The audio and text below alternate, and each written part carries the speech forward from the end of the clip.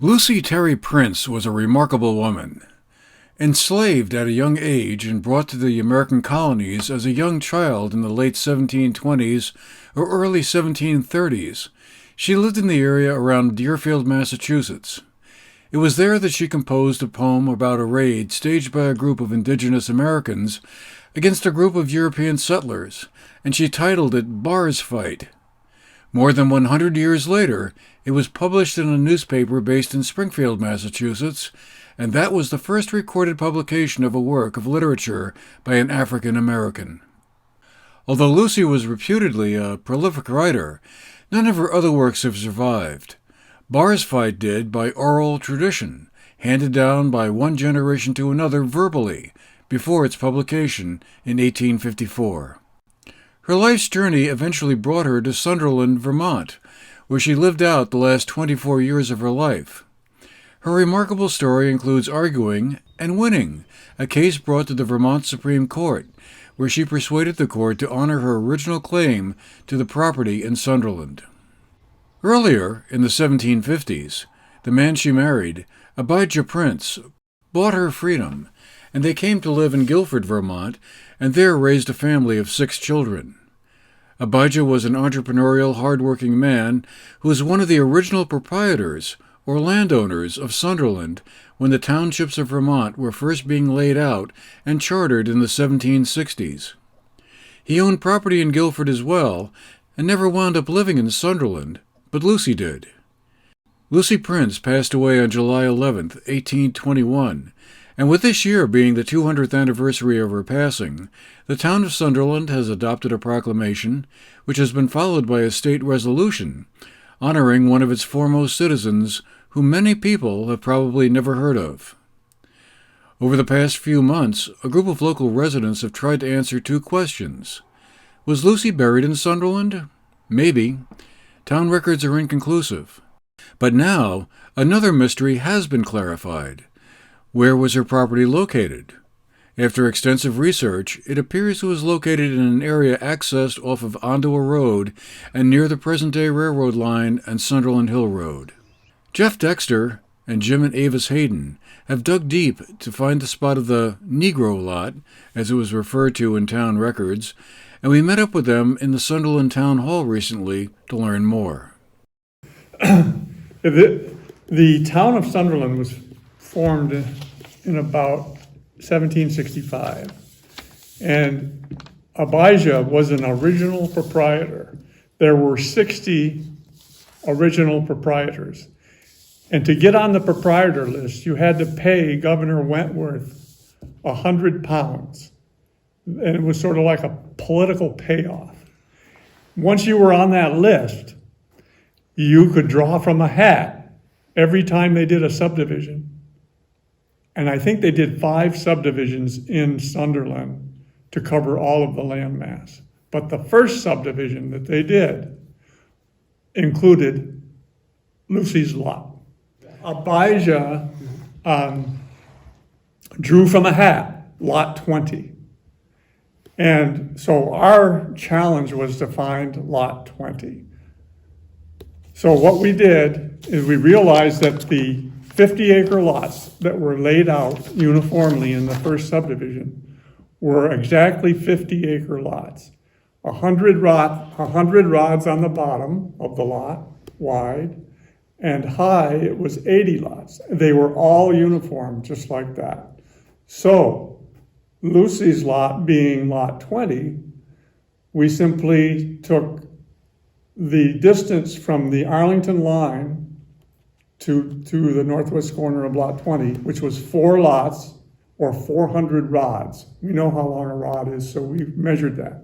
Did the same thing from the Manchester line, which was 2 lots down, so 160 rods. And that's how we got the northwest point of lot 20. And it took quite a while to do that. And then Because the original plat maps weren't complete. The one I got originally wasn't complete, and then we got a complete one, and we were able to do it.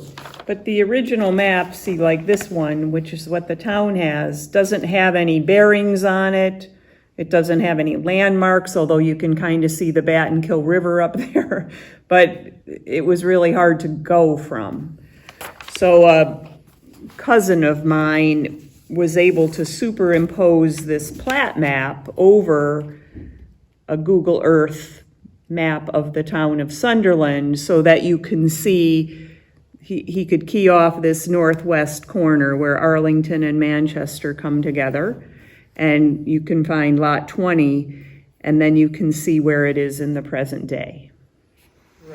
The original proprietors, the 60 proprietors, were strictly land speculators. And they just drew that lot from the hat, and they went out with the surveyor and found out where it was. They set their corners, and then they set up business. I'm selling land. And so they sold to farmers. So the new settlers came in as farmers, and they just cleared the land.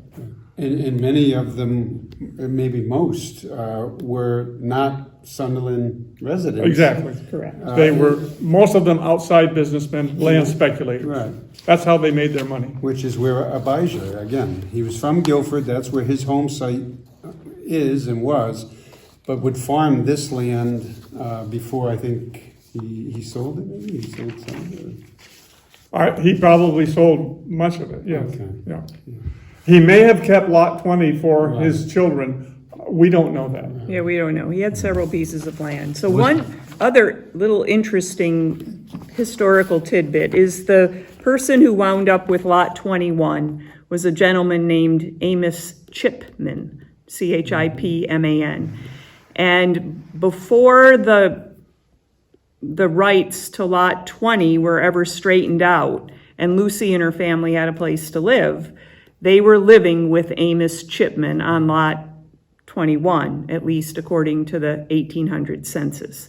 And the other thing about Mr. Chipman, and we found this old survey, which also helped us in determining some of the geographical references for the map, is that he set up on his land a grist mill, and he also set up a sawmill, which is along, what's that called, Mill Brook. It's Sunderland Borough.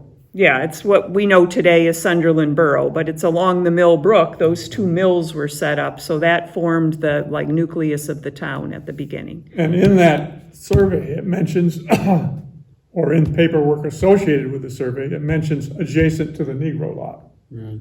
So his lot was 21, the Negro lot is 20. So what do we make of Lucy's sort of place in history overall, and in Sunderland's in particular? Obviously that she was the first, as we understand it, first published African-American poet or writer of any kind. And she also was involved in a couple of high-profile law cases, arguments before the Vermont Supreme Court to ensure her property rights, as I understand it. Right. I guess to ask probably a silly question, what makes her unusual or interesting or kind of worth learning more about?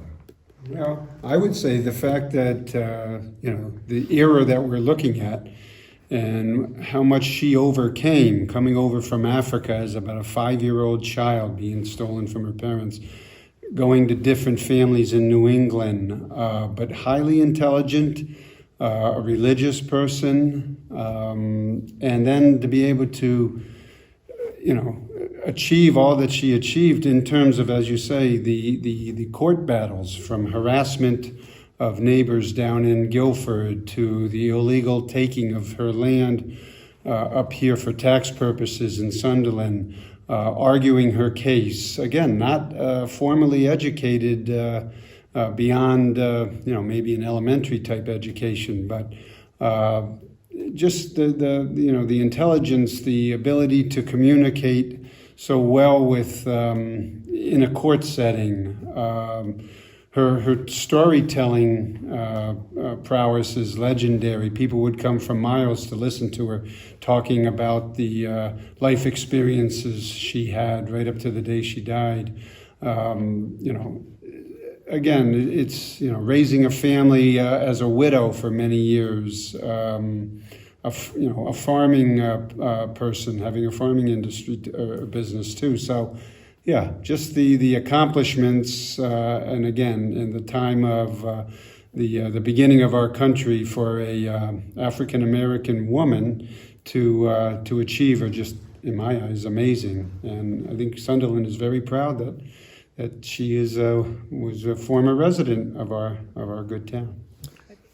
There are a couple of points also that, in terms of why this wasn't sold to new settlers. I think, as Jeff mentioned, it probably was not sold. This particular lot was probably not sold.